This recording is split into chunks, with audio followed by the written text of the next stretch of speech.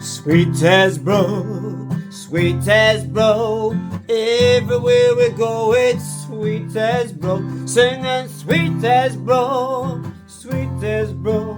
everywhere we go it's sweet as bro. Sometimes you're down, you're feeling low, get on the phone and call me bro. I got a fishing pole, I got a place we can go, I got bait in the bin, it's sweet as bro, sweet as bro, sweet as bro, everywhere we go it's sweet as bro, singing sweet as bro, everywhere we go it's sweet as bro. Okay, so you're having a bad day. Well, who hasn't had a bad day sometimes? Or you're having a really, really bad day. Well, if you're going through trouble, and just keep on going. Go right through it.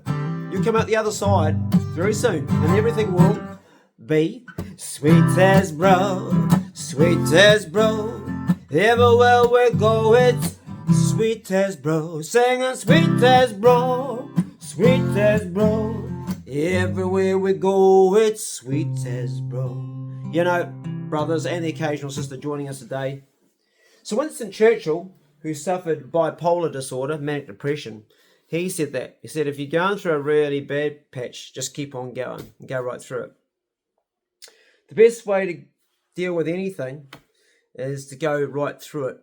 Rather than take a substance to try to numb it out so you're not experiencing it, then you don't get a chance to ever fix it. So going through stuff is how you resolve stuff in the end. But sometimes it's a long process and it can even take years and years.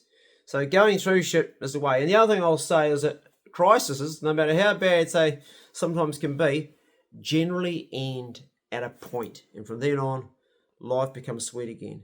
But we, as brothers, have to endure a lot of pain. It's the nature of being a man. Women endure a different type of pain. They have things like childbirth. They're going to put up with us bastards. We both want such different things, don't we? It makes you wonder how sometimes we even get together and make it all work. But we somehow manage to in a fashion because we're different creatures. We come from different places in ourselves and what we think and what we do. And I think when you have a really good team, it's always built on one thing, and that's mutual respect for each other. You see couples that really get on well and have these really good relationships, and there's always mutual respect. Oh, there's some couples that they just make it work because we're going to make this work, and maybe sometimes it's better to opt out and start again fresh with a better, more compatible partner. But each to their own, and everyone's got their own way of chugging through this life. I've never got married, never wanted to get married, and I think it's because I like being in my own space, doing my own thing on my own terms. When I was raising children, I was hoping that the union would stay together with the mum, but she had different ideas and she went her own way, but we're still really good friends today. And we raised our children between us without any conflict or without any of that horrible stuff that so many couples have. And I think it's because we both actually cared, but we just weren't that compatible. But there's a reason for the season and a time for these things. And sometimes you're with a person for just that period of time that's right at that time, and then you move through your life and you evolve. And I think about all of my own past partners, I think that we've evolved at different rates, and sometimes I've been a bit slow in my evolution and they've sort of evolved past me and they've left me behind and they've had to move forward, and I totally understand that. And other times it's been the other way around. And I think I've been very slow to evolve, actually, as far as people go. I've seen a lot of people evolve past me, and I've had to play catch up, and it's been hard because, as John Wayne once said, life is hard, but when you're stupid, it's harder. I've been really stupid, done some stupid things. But looking back, no regrets at all, because all of those adventures and dangerous things were also what made up the colour of my life. It's what made me enjoy the things I did and find out the things I did. And there is no right or wrong because we're all so different.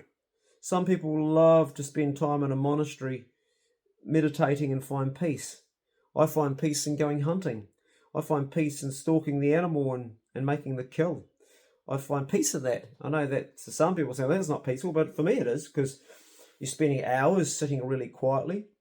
You're meditating what's going on around you, the nature, you're listening to every sound and every smell, and you're becoming really, really at one with it. You're not thinking about the taxes you've got to pay or the bills that are building up at home or any troubles. You're just completely zoned out in nature, having a nice moment in nature, and you're listening and you're becoming tuned into the animals and the animals that you're hunting. If the prey that you're hunting is pig and you're out there with your pig dogs, then you're being quiet as hell. You're not talking. There's no dialogue going on here. There's no dialogue going in your mouth. As the song goes, hunters that, what does it go? When the tailgate drops, the bullshit stops. Hunters that yak too much don't catch a lot. When the tailgate drops, the bullshit stops. Hunters that yak too much don't catch a lot. And your dog's got to work so hard to bring him back home. What song's that? I should know. I wrote it. Can't even remember it. Anyway, I digress. So everyone's got their own way of finding that peace. For me, it's fishing. Sitting on the water in my kayak, just with a line, chilling out, or it's on the hill, or in the gullies with my dogs, hunting, or it's sitting here on a rainy day, looking at my ducks outside and just contemplating what it is that needs to be done and deciding where do I want to prioritise my time today, and having the luxury to afford that I'm at a stage now in life where I don't have to really, really go really hard all the time. I can back off a bit. I can still feel the injuries in my body from the days I did go hard when I used to work so hard, but that's the thing, is you build up a certain amount, don't you, through your hard work, and hopefully that sees you through the last bit of your life in a reasonable amount of comfort. We're all of the nature, all we're going to get sick and we're all going to get old and we're all going to die. It's a question of how much we suffer versus how much quality time we get, and our lifestyle plays a huge part in that. And I can't say that my lifestyle's been that flash up until just recently. Has been forced into having a more healthy lifestyle. Having said that, I've got mates that have shocking lifestyles. I've got one mate over in Australia who works the mines, and he just seems to get by. I expect one day he's just going to drop dead. The amount of whiskey that he drinks. Some people just have that thing, don't they, where they are they're genetically strong and they just seem to, mind you, when I saw him last time, he did look pretty weary. Yeah. We guess we've got to just take what we're born with and make the best of it. Some of us are born with more robust systems and some of us are built with delicate systems. We're all built differently. And thank God for that too. Otherwise, it'd be a boring old world, wouldn't it? We'd all be like the same. But there definitely is a lot to be said about our lifestyles. And I know that because I've got two uncles. One that died at 59, Kit, fantastic uncle, but Kit smoked and he drank and didn't really eat that well. I stayed with Kit quite a few times. Awesome guy, musician. He died at 59 of prostate cancer. Then I've got his brother, who's older than him, who's 82, 83. He's just run a 50k race. 83. Imagine having the knees to run a 50k race at 80. I think he's 83, Mike Ward. And he's the opposite. He's vegetarian. Never ever smoked. Never drunk alcohol except for a little bit of red wine occasionally. And vegetarian. And every day he'd run 5k. He's done the coast to coast a huge amount of times, and absolute legend of a man, but looked after himself, lifestyle, and he's still around running around the hills at the age of 82. So there is a lot to be said about that, and that's only an anecdotal explanation on my part. It doesn't seal the deal. You have to look at the science on it. The science is out that the lifestyle is the one. So we all know the grandmother that smoked and ate bacon and lived to 103. We all know that story. That's anecdotal too. You've got to look at the long-term ones. I met a guy on the beach yesterday. Really nice guy, and he come up to me because he follows the channel, or the other channel actually, the Clay Tall Stories one. He heard that I was in the area and he said, I had to come and see you, Clay, and we got talking. Awesome guy. And he said, look, I've got a problem with eating sugar. I eat too much and I drink V's all the time, and I also vape all the time, and I've been following your new channel now. Just discovered the Bro Check Club. He was originally from the Clay Tall Stories channel where he originally met me, and he flipped on over to watch actually a hunting video and started watching. He said, I want some tips on how I can stop doing the V's.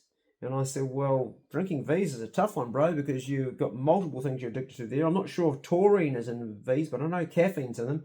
And then you've got sugar. So you've got your caffeine addiction and your sugar addiction. The one you really want to get on top of before you worry about the caffeine one is the sugar one. And I'm addicted to sugar, so I know about that. Man, I've still got a bag of snakes sitting in the truck that I used to use for the boys when I take them out and we all dish out the snakes. I used to be a shocker for sugar. Haven't eaten sugar like that in years.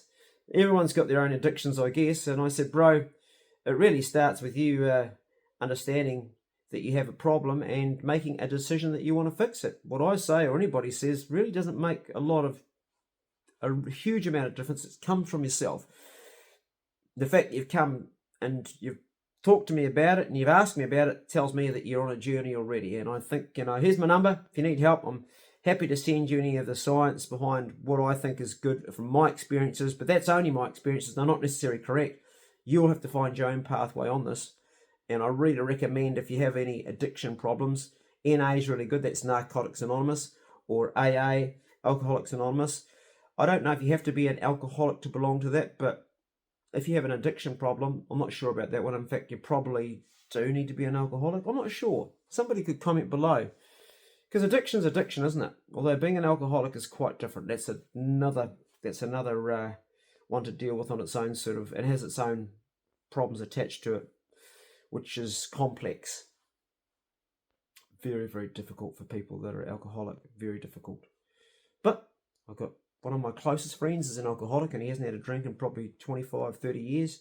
And he's open about it.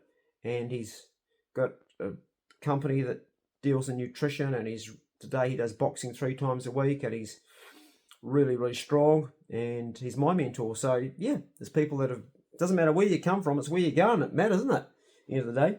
Anyway, it's raining outside, and it's just stopped enough now for me to tentatively walk the dogs without getting drenched. And I just wanted to make a quick video before I did that, just to check in with you guys, just a bit of a yarn. I hope this one finds you well, brothers, and the occasional sister. I hope you're getting plenty of love, and you didn't overdo it over Christmas. And if you did, well, now's the time to purge and have a clean out and get going again. And also smell the roses on the way. Go steady, and I'll see you next Bro Chick Club video. I'll see you later. Cheers.